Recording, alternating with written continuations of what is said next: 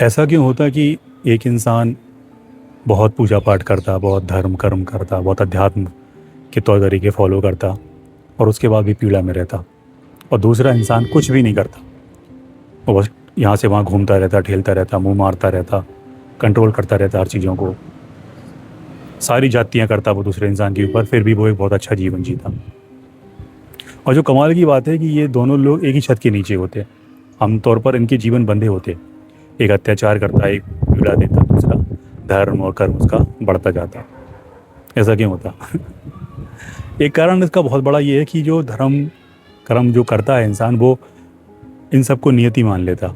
उसे लगता कि ये सब नियति है, भाग्य में है। और जैसे ही वो ये बोलता तो वो एक तरह का वो फेक सरेंडर हो जाता, और दूसरा इंसान पूरा कंट्रोल ले लेता। वो वैसे ही जीता रहता, और ये इंसान फिर और ज़्यादा नियति नियति करते हुए, भाग्य करते हुए इन्हीं चीज़ों में घुसा रहता।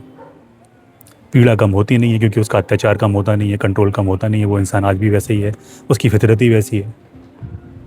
तो ये बहुत बड़ा कारण है। दूसरा कारण है कि हमें क्या लगता है, जो लोग ये पीड़ा में होते हैं, ये जो लोग ये बहुत ज़्यादा पूजा पाठ करते हैं, इन्हें क्या लगता है कि ये बहुत नेचुरल है, बहुत प्राकृतिक है कि हम पूजा पाठ कर रहे हैं, हम धर्म कर्म के अध्यात्म के मार्ग पर हैं।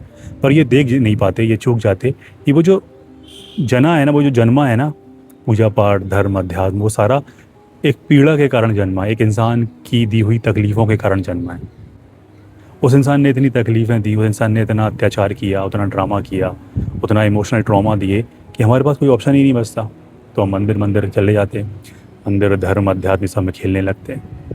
वो नेचुरल नहीं होता। इनफैक्ट अगर आप गॉड से देखो, ऊपर से देखो, तो आपको समझ में आएगा कि वो दूसरा इंसान ज़्यादा अच्छा काम कर रहा, क्योंकि वो आपको धर्म और अध्यात्म के मार्ग पर भेज रहा अपनी हरकतों से। पर खैर वो एक अलग चीज़ है। और ये दूसरा इंसान है, वो ये देख नहीं पाता। उसे लगता है कि बड़ा नेचुरल है। वो दुनिया भर की थ्योरीज कॉन्सेप्ट बना लेता।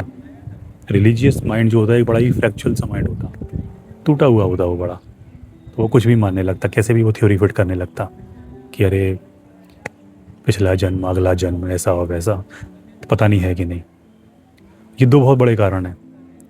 और जो कंट्रोल होता वो तो अभी भी उसी इंसान के हाथ में है। आप चाहे जितनी पूजा कर लो, आपको बस एक आदत पड़ जाती। तो आमतौर पे जो लोग बहुत ज़्यादा पूजा पाठ करते ना, या बहुत ज़्यादा धर्म कर्म ये सब काम करते, कभी मैंने भी किए, उनमें एक दो चीज़ें होती हैं। एक तो वो इसलिए करते कि उन्हें लगता है कि शायद इससे कुछ उनका भला हो जाए, और दूसरा वो इसलिए करते कि शायद वो सामने वाला इंसान ठंडा रहे, बहुत ज़्यादा हरकतें ना करे और ड्रामा ना करे। अब ये कहने में, बोलने में, सुनने में बुरा लगता, पर ये सच है।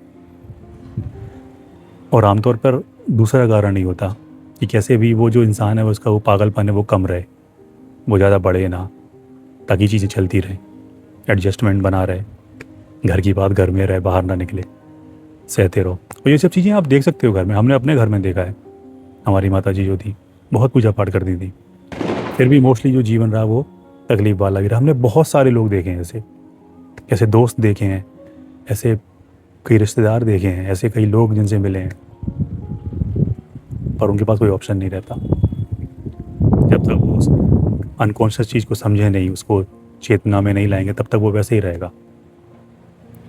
तभी आपको समझ में आएगा कि यार सारा जो हम तामझाम कर रहे हैं वो इसलिए कर रहे हैं कि वो एक इंसान हमें इतनी तकलीफ़ दे रहा है, इतनी पीड़ा दे रहा है। अब उससे छुटकारा नहीं मिल सकता आपको, छुटकारा चाहिए भी नहीं है आपको सिर्फ अवेयर होना पड़ता कि हाँ ठीक है, वो ऐसे ही है। तब शायद जो आपकी भक्ति है, जो आपका अध्यात्म है, ध्यान है, ज्ञान है, जाप है, वो नेचुरल रूप से होता, उसमें एक अलाइनमेंट होता, एक कनेक्शन होता, और तब वो बड़ा सहज भी लगता। उसमें कोई ड्रामा नहीं होता, दिनों का फेर नहीं होता, घंटों का फेर नहीं होता, ज्योतिष का फेर नहीं होता, धर्म कर्म पुनर्जन्म का फेर नहीं होता।